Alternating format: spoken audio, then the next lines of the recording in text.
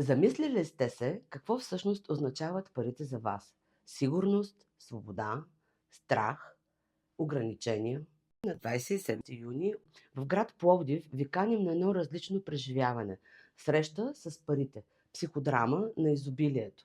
В рамките на този ден ще работим чрез методът психодрама и групови процеси, за да се срещнем с нашите вярвания, блокажи и отношения към изобилието.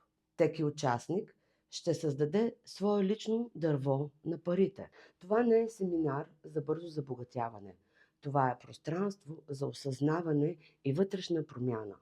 Ще създадем една сигурна среда, в която всеки може да експериментира и да изследва своите ограничения. Очакваме ви в център Монтесери, първи стъпки, улица Рая, номер 6. Местата са ограничени. Записвания на телефон 0879855786. Аз съм Елена Видеова, психодраматерапевт с многогодишен опит. Повядайте на нашето събитие.